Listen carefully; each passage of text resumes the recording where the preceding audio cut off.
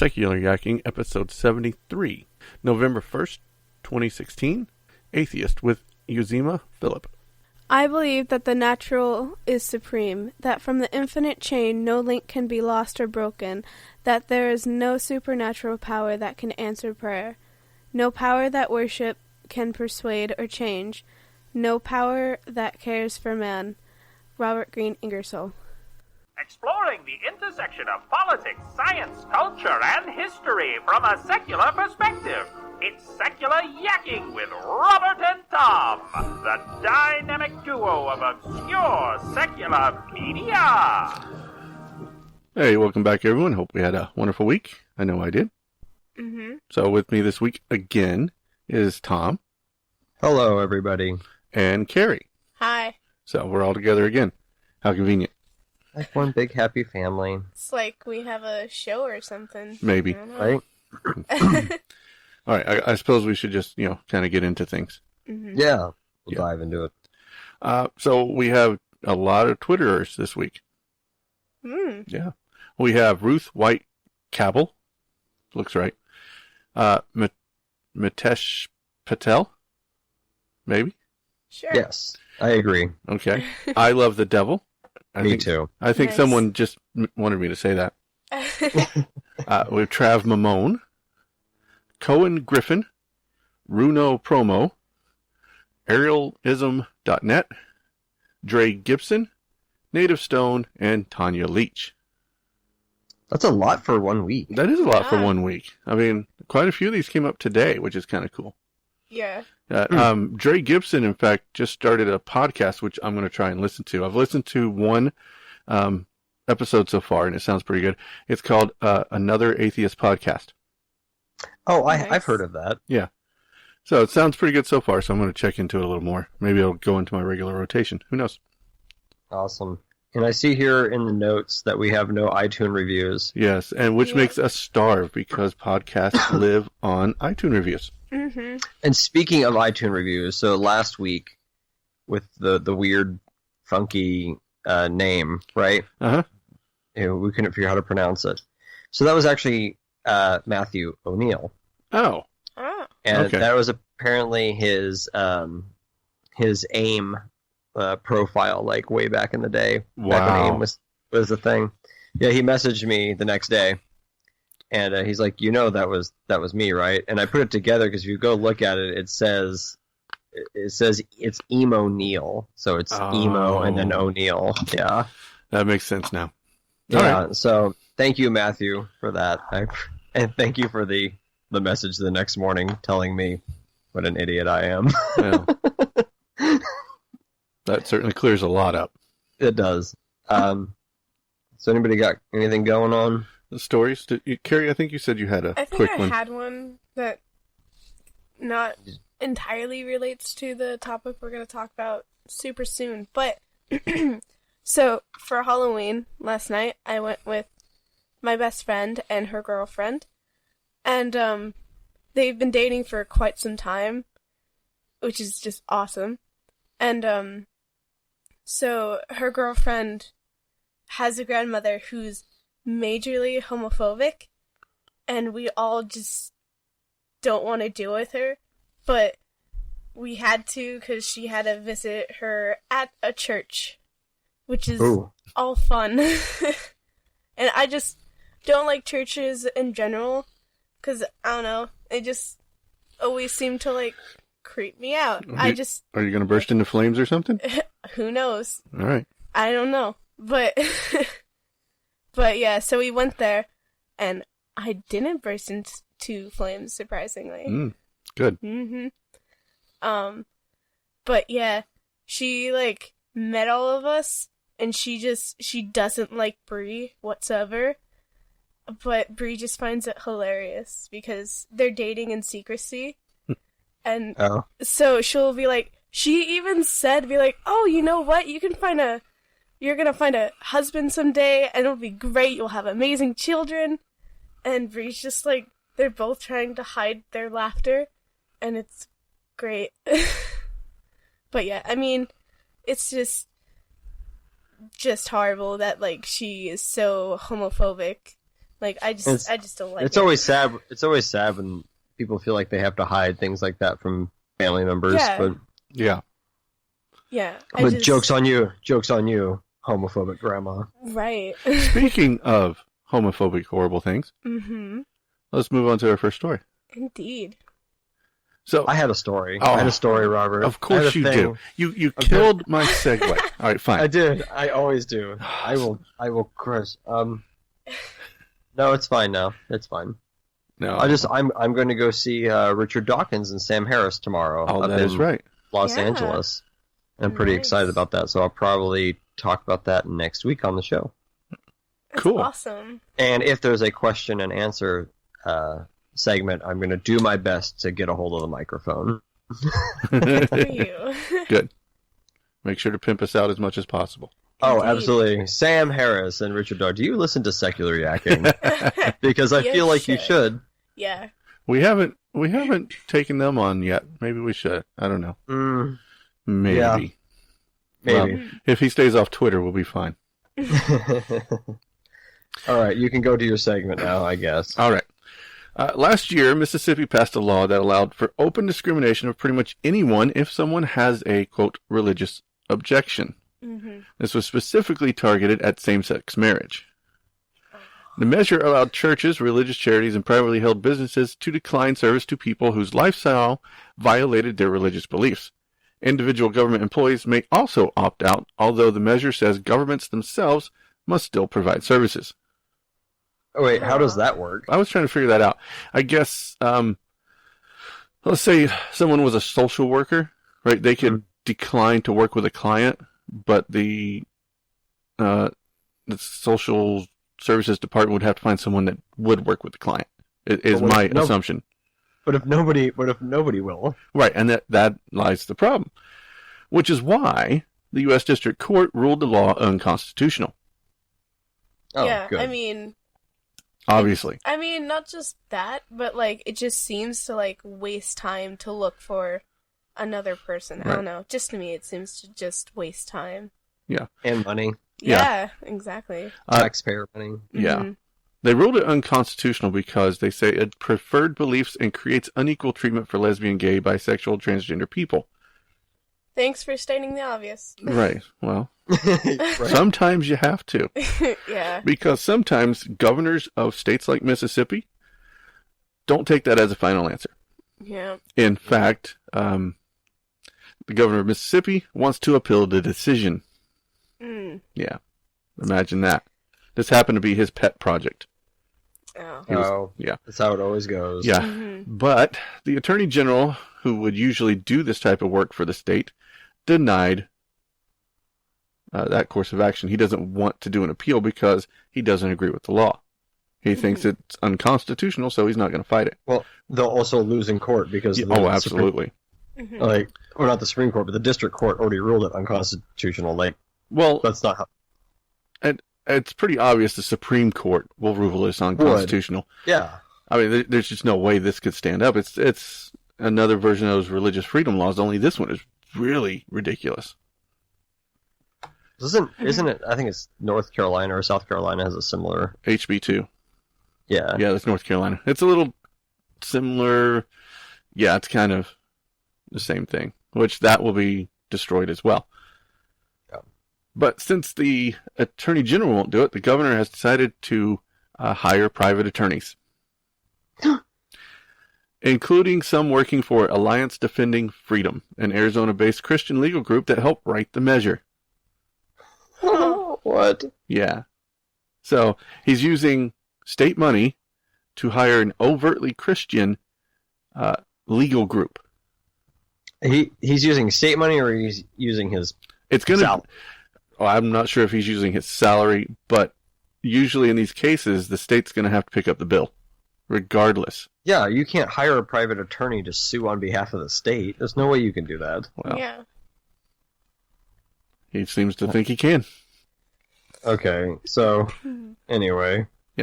According to the governor's legal team, the law, quote, gives the opponents of same-sex marriage the same conscientious objective protections that federal law confers to opponents of warfare, abortion, capital punishment, and physician-assisted suicide. I feel like it doesn't. No, there's feel like- something. There's something in there that doesn't fit with discrimination against same-sex marriage partners. Mm-hmm. Yeah, because it's not like, first of all, you're not denying a government service to someone if you are a conscientious objector Right. or opponents of abortion. I don't even understand that. Yeah. Like, objector protection against opponents of abortion, so you chose not to get an abortion? Yeah. Like, okay, good for you. Yeah. Capital punishment. I mean, the only person who could really say no to capital punishment and make it effective from the state level would be the executioner. And then he probably wouldn't have that job anyway. Yeah. Yeah, well, the only person that could oppose that, well, I mean, I guess the legislature or the governor. Well, or the person pulling the switch. Yeah, or the person getting the switch pulled on them. Like, I feel like I would be a conscious objector to that. Right. I could see that. All right. Like physician-assisted suicide. Like, those things don't make sense. No. Mm-hmm. None of those things make sense. Like, because it's not denying services to anybody, unless I guess pumping somebody full of potassium chloride or whatever it is they kill people with is, unless that counts as a government service. In some cases, it may be. I don't know. Yeah, but that doesn't make any sense, because you don't. If you are an objector to physician-assisted suicide, You don't get one. you just don't kill yourself. Right. Well, Like- at least not with a physician assist. Yeah, and but you wouldn't be denied government services based on that. Like, there's no, like the social worker example you were talking about. Right. Mm-hmm. You know, a social worker, just none of the social, like, that wouldn't happen. Like, this is so stupid. I hope they throw this out as just trivial. I have a feeling this is the one that's going to go to the Supreme Court, and we should see this maybe 2018, if it does. Well, yeah, either hope it gets it thrown out or goes to the Supreme Court so we can just be done. Like, oh man. Yeah, and then we can start getting rid of these stupid religious people freedom laws. Like, Yeah. people are really upset about gay people turning out to be people. I know. It's like, they have rights? No, that's silly.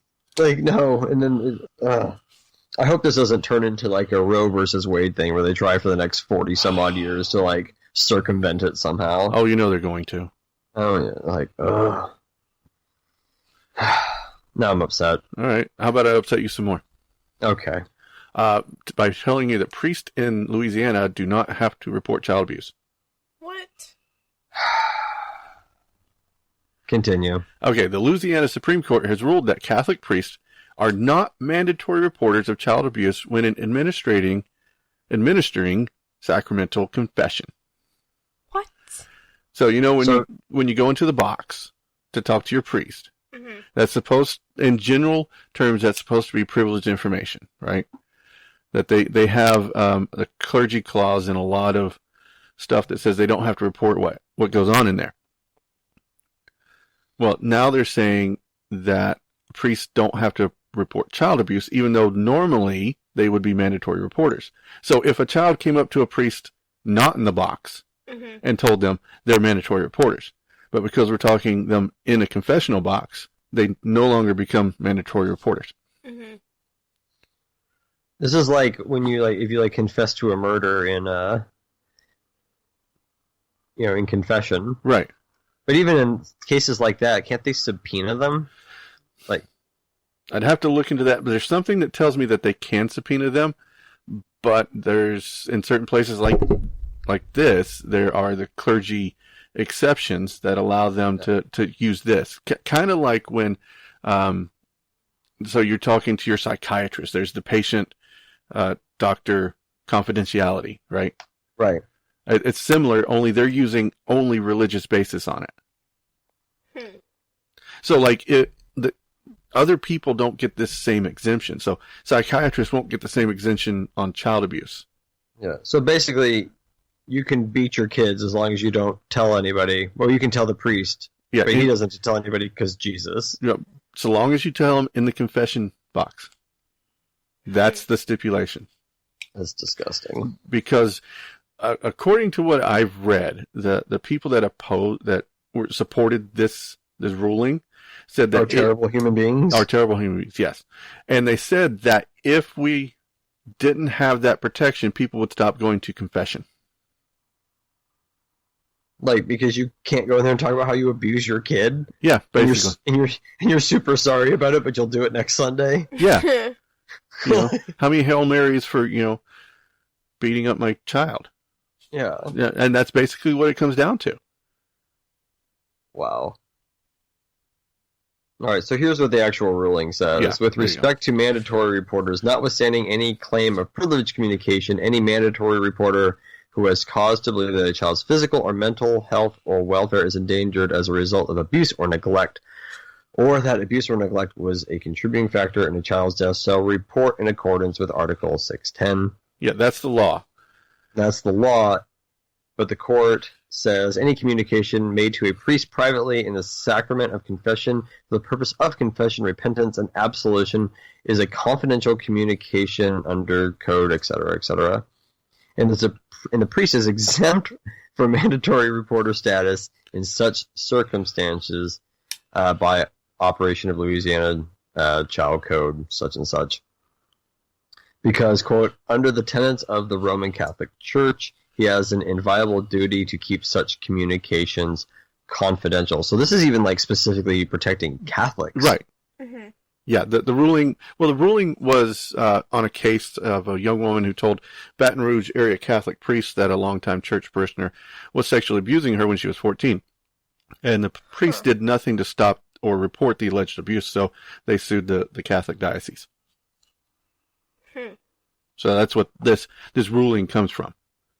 Like, how is the Catholic, like, and this is just, sorry, there's the cat.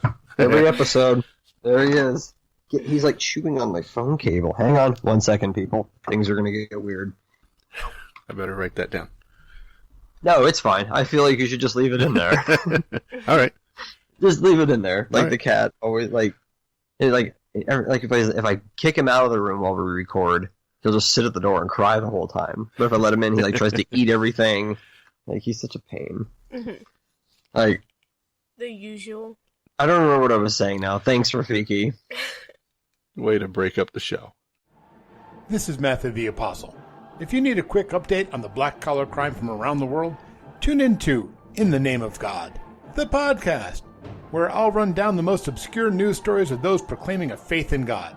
That's In the Name of God, the podcast, the religious news as reported by the Atheist Apostle. Available on iTunes, Stitcher, or directly from the Secular Outreach Network at secularoutreach.com. Way to break it up. But yeah, we had talked about how the Archdiocese got sued. Yeah. Right. So the Catholic Church is, as an organization, is perfectly okay with you harming children so long as you tell them you're sorry in private. Like, how is this not the pinnacle of evil? Well, it's the status quo for the Catholic Church. How many priests have they moved around? For pretty much this exact same thing. How many years did it go before anybody even realized this was going on at such a scale? Right. So this just enables them to do even more, I think. Because now they just now they just have to go to confessional, and guess what? It's all good. Even the priest now can do that. Just so long as nobody else finds out. Right. Mm-hmm. Well, even if someone does find out, they can't hold the church responsible because the anybody who did it went to confession, and now the church is our hands are clean. He went to confession. He repented. Right. That's gross. Yeah. Okay. So there's your news. This is a really upsetting show. Mm-hmm. It is. But that's okay. We have a really cool interview coming up. Yeah. We do have a really awesome interview that sadly I was not able to participate in, but it's going to be cool. It is. Mm-hmm. I promise.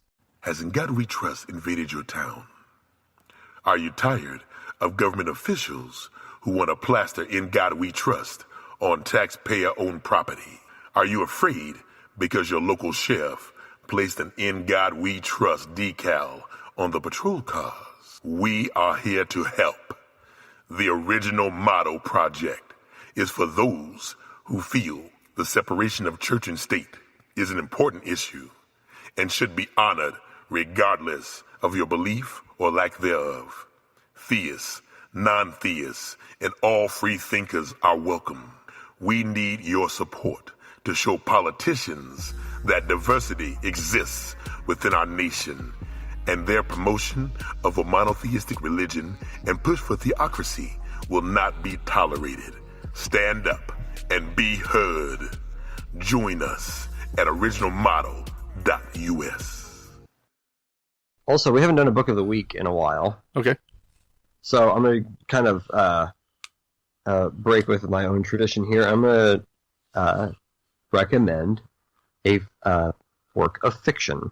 Well, that's interesting. Usually I do history books or nonfiction work. So we talk a lot about the Satanic Temple on here. They always make news. There's actually some news out of Arizona. Yeah. I can't wait to cover that. Yes, that has to deal with them being denied rights of invocation. Rights of invocation in Scottsdale. And so we're going to cover that. I'm going to try to get somebody from the temple on here because I happen to be friends with the head of the Satanic Temple there in Arizona. Cool. And, but I don't know. Awesome. I don't know if they will because of pending litigation, et cetera, et cetera. Anyway, so which brings me to this week's book of the week, which is "The Revolt of the Angels" by Anatole France, and this is the canon for the Satanic Temple, and it's what their metaphor of Satan is based off of, and of course I'm not going to give away everything about it, but it's kind of a meditation on power. It's what power does and when you should take power.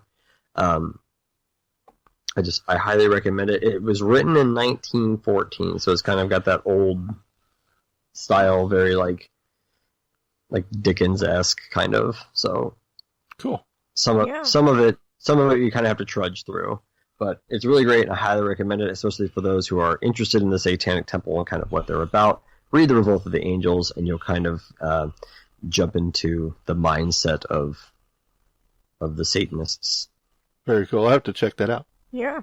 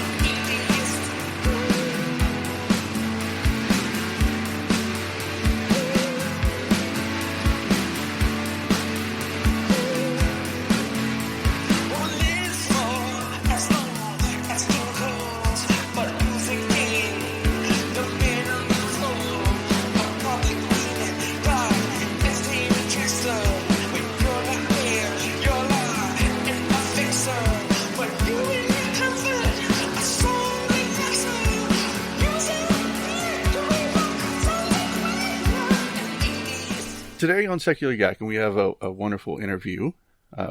With us today is YUZIMA Philip. He has been heralded as the Prince of Noise in a scene on the edge of New York City singer-songwriters. Artists who dabble in various elements from folk to industrial and synthesizer, it's a hard word, based genre.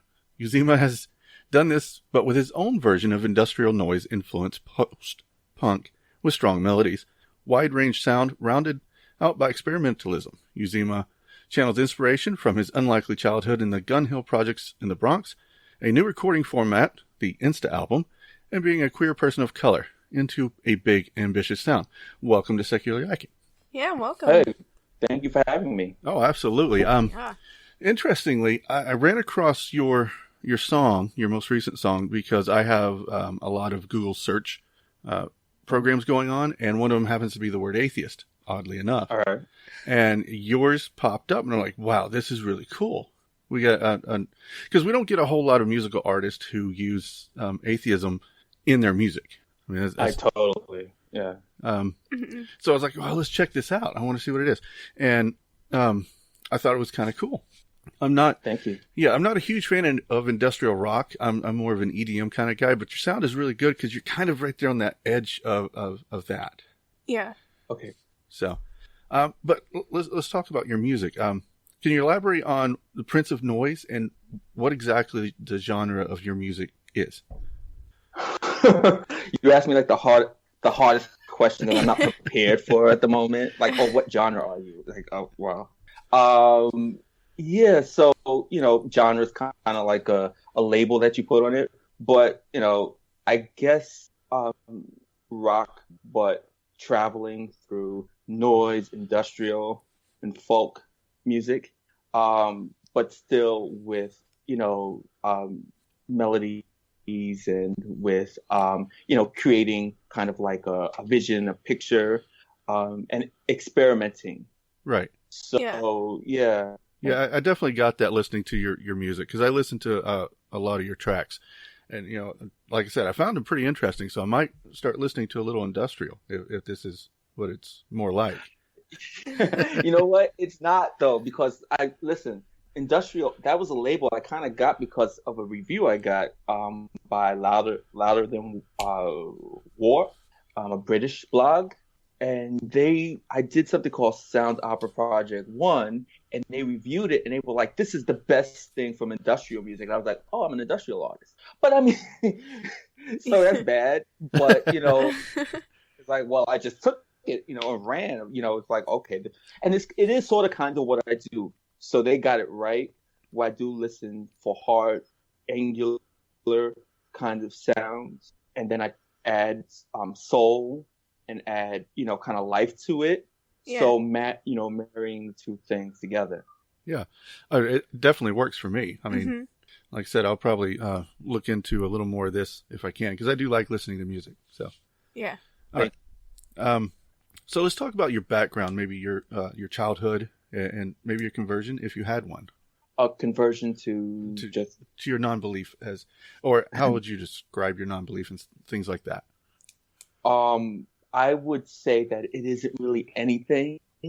Like, it's literally I wouldn't put it into, I would say I'm an atheist, but I wouldn't even subscribe to, then I would consider it narrow. Okay. To say that I'm a traditional atheist, because I do believe in a lot of things, but I don't believe in kind of like the traditional concept of God and I guess traditional way. I do believe in a universal thing, the universe kind of moving in a direction, but it's a very complicated kind of thing. Okay. So I don't put it into one narrow, category. So, and I think that our minds as human beings, we sort of have a direct connection in our minds to, religious ideas. And, even in my song in Atheist, I sort of kind of imply that we create, and even in the video at the end of it, it's the quote from the writer of we are the gods that we create. Right. Yeah. So, yeah, it's I can go on. Yeah. Infinitely about, just how I think about that. But it doesn't fit into, if you were to take, the traditional idea of God and religion from religion, I wouldn't subscribe to that. Okay. So, yeah. That sounds reasonable. Yeah. So your background, did you grow up religious? I kind of grew up, I'm sort of like, I grew up in a household where my mother was kind of, she would send me to church and stay at home or do other things. Okay. Yeah. So she had kind of like an atheist thing going on, and she's going back and forth, in a wild kind of swing between, sometimes she's feeling, religious.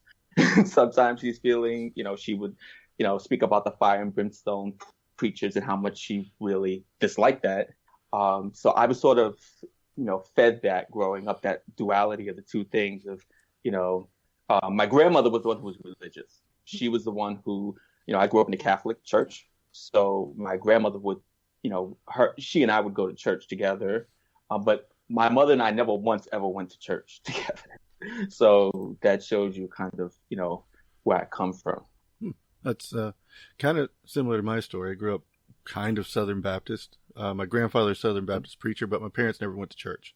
So okay. So I think there's a generation where people like from the 60s and 70s where people, were questioning things. Right. And my mom came up through that, questioning religion, and that, from, whether it's Woodstock or, the 70s and the disco culture, people were questioning all of that. And in the 80s too, but then it kind of swung back a little bit. Yeah. Like in the 90s where people all of a sudden got religion again. Right. And, that became, a thing. So, I grew up in that with my mom who and I came from Gun Hill Projects. So, there was, that's part of almost where the industrial kind of thing comes from, because that was a very kind of austere kind of thing, growing up in that. And for me, and I guess as I, get older as a person, as I, mature, things just become a lot more complicated for me. It just becomes very, as far as belief goes. So what, I guess, there was a point where I just questioned and questioned and questioned and questioned. And, I have answers to those questions, but they're not simple, so that's where, I can't believe, a simple ideology about something. Right. I can't buy that at all. So. Yeah, I fully understand that concept. Yeah, that makes a lot of sense.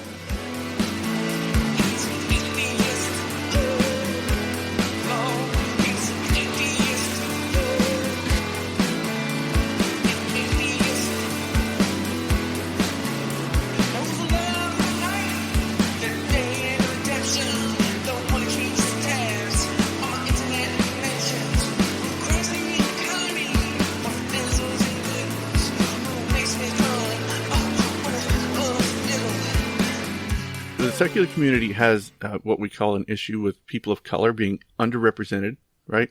How does your non-belief play into your music, especially as a person of color? Well, the funny thing is that I noticed that you shared it on Facebook, and you shared something from when it came out initially, one of the features on the blog Posture. Uh-huh. And, part of that press release spoke about, musicians who are Black who are kind of bringing in religion as a trend almost at a certain time. Right. And, now. So there are albums coming out from artists, and they're like, well, this album is my gospel album, or this album is the, it's this kind of thing. And I don't actually have a problem with people who are, for the most part, as long as you, respect, whatever. I don't really have a problem with people being religious, to each his own. But to me, when you do an album and you say, okay, it's going to be an album that's about religion, it almost would be nice if someone said that they actually dug into something and actually had it be sort of about, religion. Right. or have something that just putting a choir in the back is not your, whatever. So see, I guess I'm challenging something that right there. And that was kind of what fed into the song Atheist, where I was looking at people just kind of almost, grabbing the banner of religion and not questioning anything about it and saying, okay, this is how we are identifying ourselves now. But, if we're going to question, with like Black Lives Matter, we're going to question with these different things, different systems in society. A pretty big system in society is religion. Right. So that's one of the things that we do need to question, and have that, let it be an intelligent, conversation, and not just, I guess, I don't want to diminish what someone is doing, but, not have it be kind of this kind of vain kind of thing. That's whatever. But, that's kind of like where Atheist came from, because I was going through all of that. And I was, if you hear in the song, there's like a duality between, I guess how people perceive religion and how I think about it. And I'm kind of flipping the roles back and forth through the different verses and, making statements. And, even through part of the song, I speak about the trickster. Right. And, and how kind of important that is. So there are different things. If you're going to get into religion, we can get into the natural, religions, voodoo, get into all these things, because there's a lot of different things, I think, that you can learn from all these different belief systems and apply them to modern life, and have just pop culture tends to minimize things just to kind of make it sellable, and let's just do this right now. And, so that's what the song came from. I gave you the long-winded answer, but that's exactly what I wanted. I mean, we're secular yakking. We should talk as much as we can, and that's what I wanted to get into.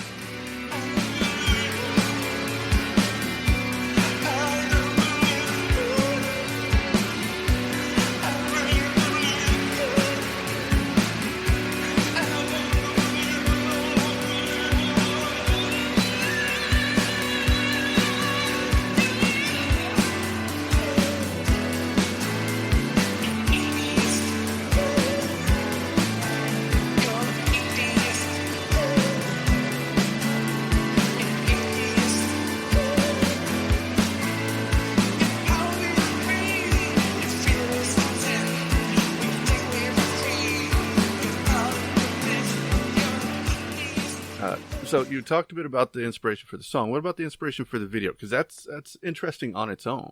Mm-hmm. Where did that come from, and what's the concept behind it? Okay, so my partner and I, we do videos together, and I had no intention really to do a video for Atheist, but we were going on a trip to New Orleans, and he was just like, "Why don't we shoot the video in New Orleans?" And I was like, "Wait, hold up, it went back and forth in my head, and I was like, that's perfect, because, I went to New Orleans a couple of years back, maybe a year and a half ago, and I had almost like a spiritual, like, as an artist, awakening from the jazz, from the whole energy of New Orleans, and especially from, the priestess Marie Laveau. I just became really intrigued. And it really, as an artist, you kind of grab things and they kind of give you life, and then you interpret them and they become a part of what you're doing. And that's what happened when I went to New Orleans. And it almost, that's where the whole Insta album thing came from, because I was like, let me inform the punk that I was, of what I was doing with the voodoo spirituality and with the, these kind of earth religions and, goddesses and stuff, of the thunder and of, this, that, and the other. And even the danger and the mystery. And then, New Orleans, you have the slavery, and you have the oppression that came along with that, and all of it mixing together into it. Pop music pretty much came from what we know of it pretty much came from New Orleans for the most part. Mm-hmm. So, even R&B, Mahalia Jackson, New Orleans, Louis Armstrong, right? I'm sorry, Bo Diddley. I think Bo Diddley. But anyway, so all these innovators, right? And just so you could go to New Orleans and just walk down the street, and if you hear like the brass bands coming up the street, it's like souls moving. Yeah. And it's like this kind of like the song of New Orleans obviously is when the saints go marching in. And it really does feel like saints marching through, like your ancestors marching through. So when we went down to New Orleans, and, we were like, well, let's shoot the video down there. And we went on a trek, and I didn't even know that we were going to hit that cemetery. That cemetery that's in the video is Lafayette Cemetery number 1. And we literally, we go in, we bring in the small little camera. I have like all my, literally iPhone, so I can hear the backtrack. Right. And then we, block out, plan the scenes, and do it. and hopefully no one shows up and they're like kicking us out or something. Yeah. That's how we do it. So that's what happened there. And luckily we do it in a way that you could put it together. You don't know that it's, so, kind of almost happenstance. Right. But, we went into that cemetery, and as I was doing it, I had actually injured my toe. So while I was kind of dancing around in that thing, I was dancing on an injured toe. and we were walking out, and I said to Jim, I was like, wow, you know what? I was dancing on the graves of slave masters. I mean, that cemetery is from the 1800s. Right. But I think around 1860, whatever. So the people that would be in it, and that whole area was one big plantation. Right. And then it was carved up into the mansions of slave owners and slave masters. And so they would have been in the cemeteries in that area. So I knew pretty much what I was, so it was just like this profound thing. First of all, I think profound to do a music video for a song called Atheist in the Cemetery. Right. Yeah, that was definitely an interesting juxtaposition. We didn't do anything that would have been disrespectful to someone's grave, anything like that. I was, everything was respectful, but, art for me is making a statement, and that doing it, in that cemetery, which is a world-renowned cemetery. We tried to go to the cemetery which is the St. Louis Cemetery, number 2, where Marie Laveau is buried. We tried to go there, but they were very restricted, so we didn't do anything there. But that, to me, like a lot of artists are doing music videos now in New Orleans. I didn't know that. They are doing it, like pop artists like, Nick Jonas.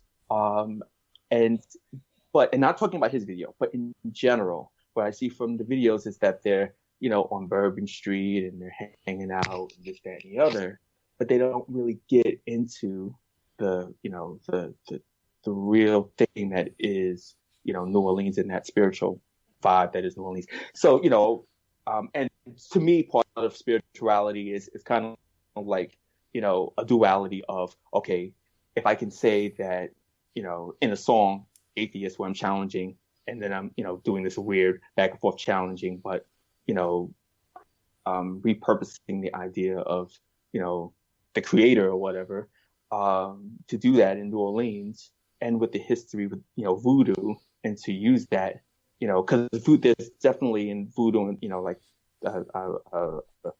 those kind of religions, there's this connection to Catholicism. Right. Mm-hmm. So to use all those things together to make a statement, I thought was really great. Yeah.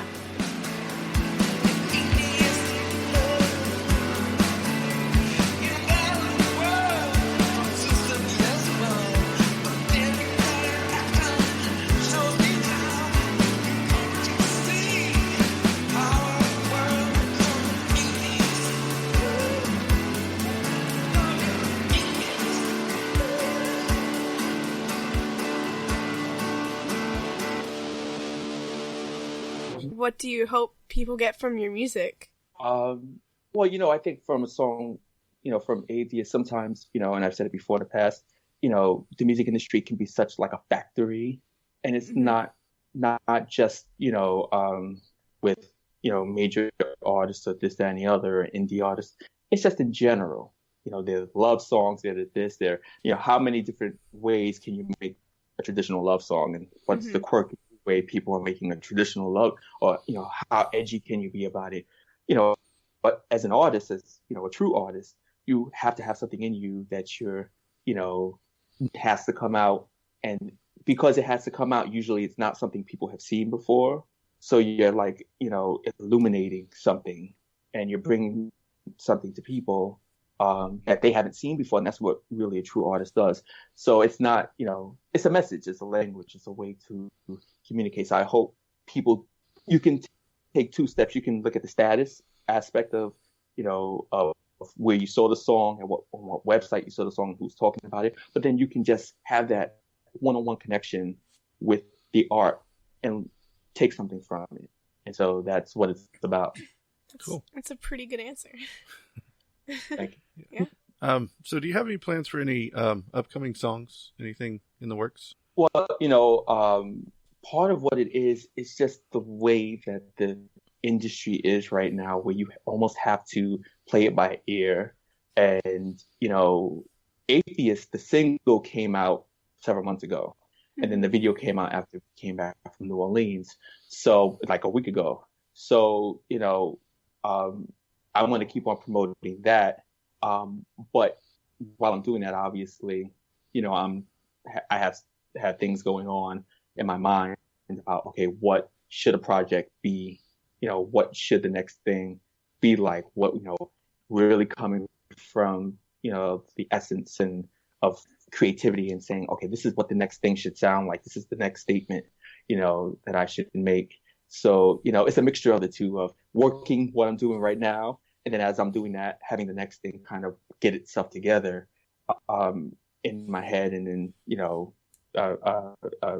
in my creative life, so that, when that thing comes up, it's actually what I just said, a statement, and it makes, it's really something and not just, doing it to do it, Mm-hmm. Yeah, definitely. I can relate to that, doing stuff that I do. So where can our listeners find you? Where can they get your music? So, Bandcamp, Atheist is off of a Insta album, which is 3 songs in a theme called Living Off the Land. And that's on Bandcamp. So you can download that there. And I have other stuff like on, iTunes and, Spotify and, what's the other one? The, Tidal. So, that you can go and check that out there. And, I have, some releases like The Machine, this, that, and the other. Although the main thing I'm focused on is, Living Off the Land and Atheist. Yeah. Cool. Well, we'll definitely put a bunch of those links in the show notes for everybody to find you. Cool. So, well, this has been great. Very enlightening. Been a joy to talk to you. Indeed. Yeah, it's really cool speaking to you guys too. And I appreciate you contacting me and giving me the chance to come on your show. And and to be honest with you,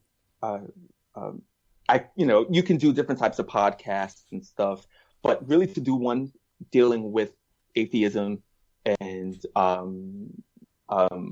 religion and spirituality, and which is actually at the heart of the song, I thought that was great. Yeah. So then, when you contacted me, I was like, wow, okay, this, you want to take things up a notch. You want to, really make a statement. So I was really glad that you guys reached out. Yeah, absolutely.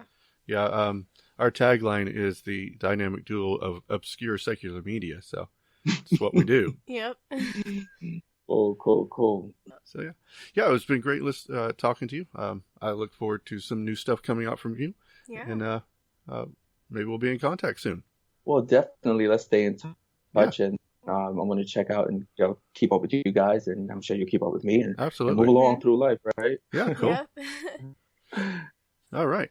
Thanks a lot. Yeah. No problem. Thank you. Yeah. I think that's all we have for this week. I think so. Indeed. So, sign off time? Contact info? Who's first? I'll go first. Okay. Well, of course, you can get a hold of me on Twitter at TCEssel, or you can email me, tom@secularyacking.com. Find me on Facebook. Search for Thomas Essel. You'll find me on there. Kerri. All right. Let's see if I'll get it right this time. All right. Okay.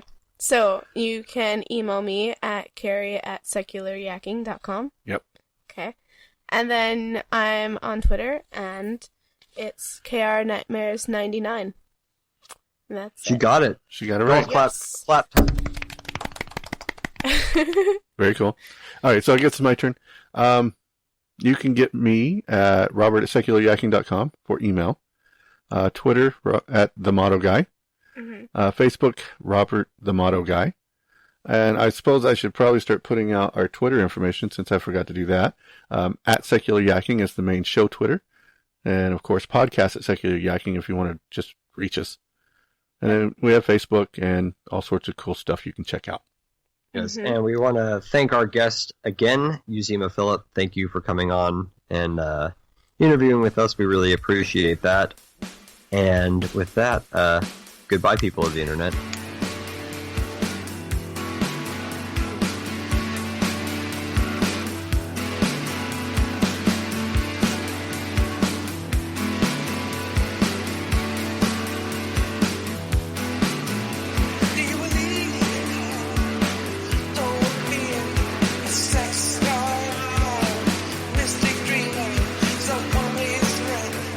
At the end of the month, a face sky,